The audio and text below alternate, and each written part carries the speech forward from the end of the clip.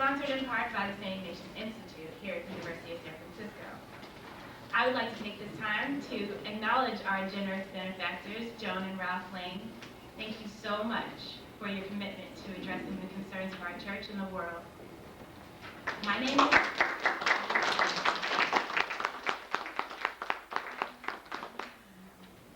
Lauren Smith, and I am a junior here at the University of San Francisco. I've been a practicing Catholic for 8 years, and my concern for our church began when I came home for Christmas about 2 years ago, and I was astonished and appalled to find out that a parish survey recently reported that a whopping 2% of parishioners would like to see youth groups continue. Since this time, I have been on a mission to remain an activist in our rapidly changing church. The Lane Center shares in my mission. The Joan and Ralph Lane Center for Catholic Studies and Social Thought is devoted to research, education, and the promotion of Catholic intellectual heritage with a particular focus on the social teachings of the Catholic tradition. To assure you of our commitment to shedding knowledge on the several controversial topics in the church and society, we have recruited some of the most qualified people, lay and clergy, to hold these conversations throughout the semester. Dr. Albert Jonsen's resume is deservingly extensive. To summarize, Dr. Albert Jonsen is Emeritus Professor of Ethics in Medicine at the School of Medicine, University of Washington, and former of the department. He came to the University of Washington from the School of Medicine, UC San Francisco, where he had been Chief of the Division of the University of Medical Ethics since 1972. Prior to that, he was president of the University of San Francisco, where he taught in the departments of philosophy and theology. He received his doctorate from the Department of Religious Studies in Yale University in 1967. His earlier education was at Gonzaga University in Spokane, Washington, and at Santa Clara University in California. The Institute of Medicine, National Academics of Sciences, elected Dr. Jonsen a member in 1980, and he has served twice on its council. He served in the National Commission for the Protection of Human Subjects of Biomedical and Behavioral Research, and on the President's Commission for the Study of Ethical Problems in Medicine. He has been a visiting professor at Harvard Medical, Georgetown, Johns Hopkins Medical, at the Center for Bioethics, and the Netherlands. Among the honors received by Dr. Jonsen are the McGovern Award of the American Osler Society, the Annual Award of the Society for Human and Health and Human Values, the Davies Award of the American College of Physicians, and a John Simon Guggenheim Fellowship. Here to speak to you today on bioethics in the church with his talk entitled From Mutilation to Donation, Revising Moral Doctrine, Catholic Theology, and Organ Transplantation. Please join me in welcoming Dr. Albert Jonsen.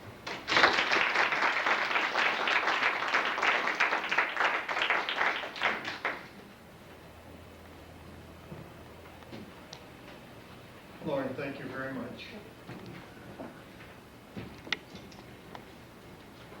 My work is medical ethics, and it's not usually in any sense social ethics.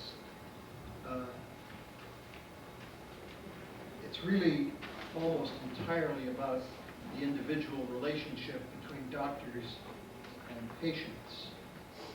And that's what I've done during most of my academic career, is to try to think about those issues. Also, my work is about secular medical ethics, not Catholic medical ethics. I was trained as a Catholic moral theologian at one time many years ago, but I can no longer really properly call myself a Catholic theologian. I haven't worked in that field and have no particular claims to expertise in it.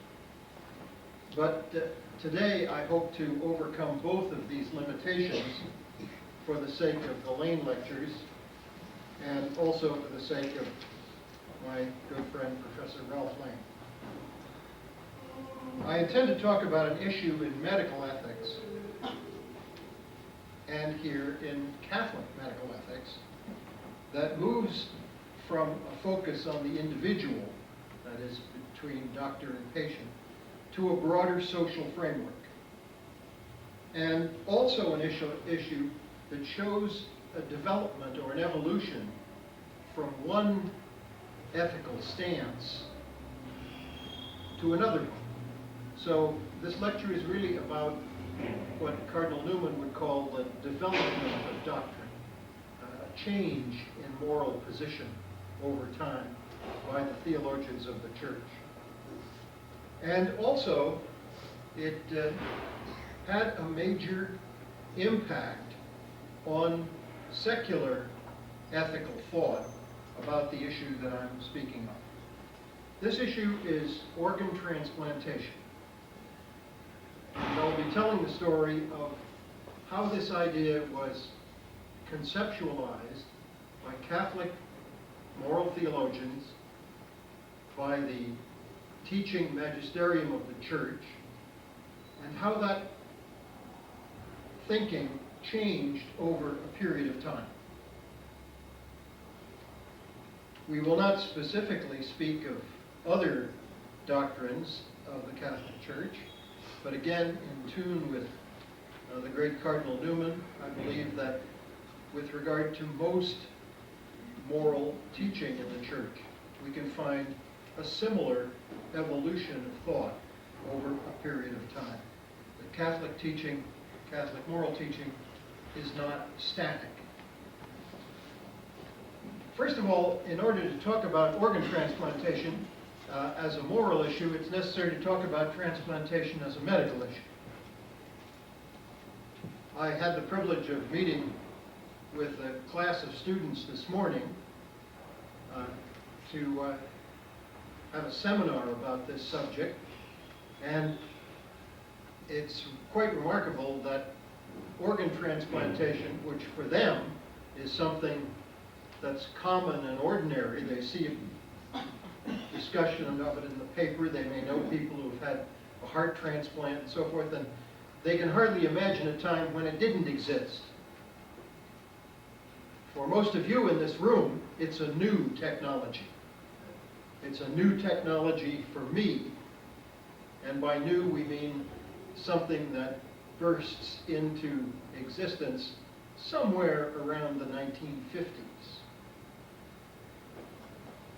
The problem, of course, with transplantation of human tissue is that tissue that is attached to or placed in a human body gets rejected by that body, by the processes of immunology which produce antibodies to reject an organ as foreign. And so, although there have been attempts to transplant, for example, to attach limbs, arms and legs, going back centuries. The great French surgeon Ambroise Paré tried to do it in the 1500s. It never worked. A limb that had been sewn back on, and that was actually Paré's great achievement, is he was the first to learn how to reattach blood vessels.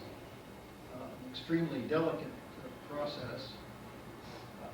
He would reattach a limb, and the limb would fester and become gangrenous and die, frequently taking its